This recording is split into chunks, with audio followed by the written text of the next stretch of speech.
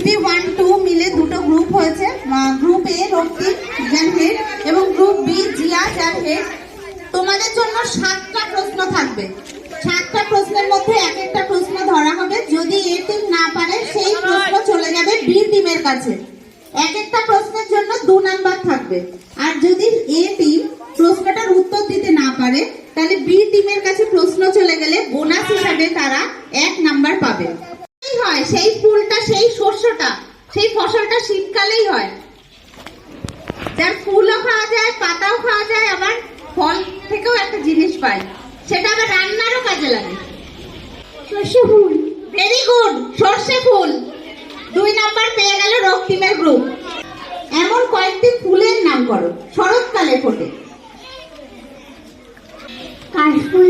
কাশফুল। আর এ টিমের question.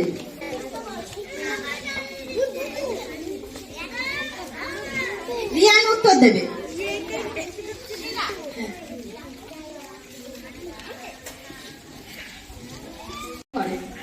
Bonus. ফুলকা। Very good. মাছেরা ফুলকার সাহায্যে শ্বাসকার্য চালায়। কিসের সাহায্যে? ফুলকা। মাছের ফুসফুস থাকে না। দিচ্ছি, আমাদের দেশের একজন বিখ্যাত খেলোয়াড়, তোমরা যাদের নাম জানো একজনের নাম বলো। তোমাদের না, যে কোনো খেলা, খেলার নাম বলবে। ক্রিকেট বলো। ক্রিকেট।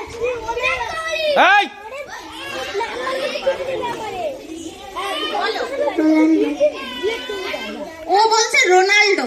রোনাল্ডো কি আমাদের দেশের? ক্রিকেট। বিরাট কোহলি।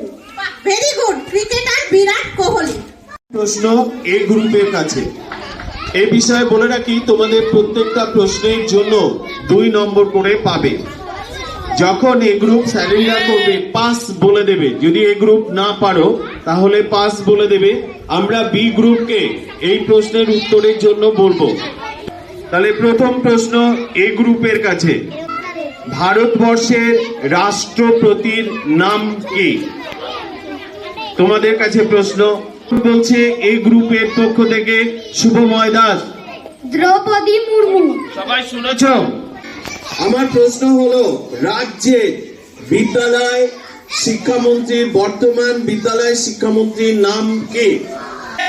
পৃথিবীর সবচেয়ে উঁচু এবং বড় পাঁচিলের নাম কি? চীনের প্রাচীর। ওয়েদান সঠিক উত্তর দিয়েছে, ওদের জন্য একটা জোরে হাততালি।